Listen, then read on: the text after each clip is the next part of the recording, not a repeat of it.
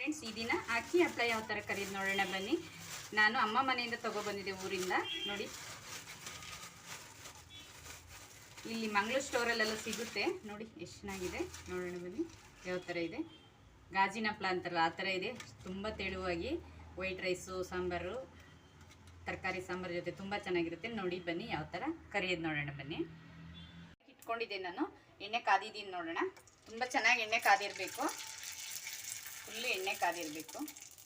ಅಕ್ಕಿ ಹಪ್ಪಳ ಅಂದರೆ ಯಾರಿಗೆ ಇಷ್ಟ ಇರಲ್ಲ ಹೇಳಿ, ತುಂಬ ಚೆನ್ನಾಗಿರುತ್ತೆ ಅಕ್ಕಿ ಹಪ್ಪಳ. ನಾನು ಊರಲ್ಲಿ ಹೋದಾಗ ಮಾಡಿ ತೊಗೊಬಂದಿದ್ದೆ ಅಮ್ಮ ಮನೆಯಲ್ಲಿ.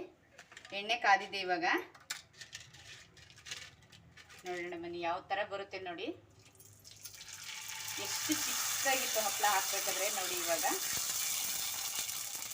ಯಾವ ಥರ ಬಂದಿದೆ.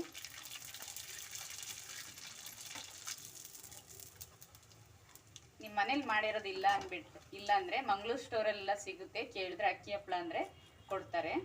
ನೋಡಿ ಎಷ್ಟು ಪೇಪರ್ ಥರ ಬರ್ತಾಯಿದೆ. ನೋಡಿ ಇವಾಗ ಕೊಡೋಣ. ಎಣ್ಣೆ ತುಂಬ ಚೆನ್ನಾಗಿ ಕಾದಿರಬೇಕು, ಹೈ ಫ್ಲೇಮಲ್ಲಿ ಕರಿಬೇಕು. ನೋಡಿ ಎಷ್ಟು ಚೆನ್ನಾಗಿ ಬರ್ತಾಯಿದೆ.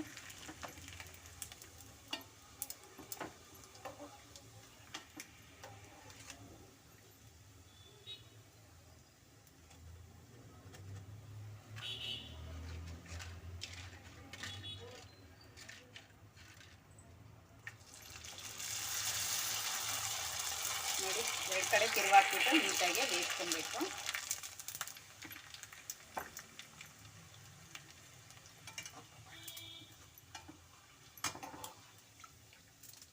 ನೋಡಿ ಆಗಿದೆ. ಸರ್ವ್ ಮಾಡ್ಕೊಳ್ಳೋಣ ಬನ್ನಿ. ಥರ ಬಂದಿದೆ, ತುಂಬ ಚೆನ್ನಾಗಿ ಬಂದಿದೆ. ನೋಡಿ ಪೇಪರ್ ಥರ ಇದೆ.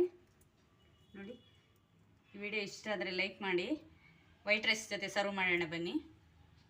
ನೋಡಿ ವೈಟ್ ರೈಸು, ಉಪ್ಪಿನಕಾಯಿ, ತರಕಾರಿ ಸಾಂಬಾರು ಜೊತೆ ಸರ್ವ್ ಮಾಡಿದ್ರೆ ತುಂಬ ಚೆನ್ನಾಗಿರುತ್ತೆ. ನೋಡಿ ಎಷ್ಟು ಚೆನ್ನಾಗಿದೆ, ಒಳ್ಳೆ ಪೇಪರ್ ಥರ ಇದೆ ಹಪ್ಪಳ. ಈ ವಿಡಿಯೋ ಇಷ್ಟ ಆದರೆ ಲೈಕ್ ಮಾಡಿ, ಶೇರ್ ಮಾಡಿ, ಕಮೆಂಟ್ ಮಾಡಿ. Bye friends.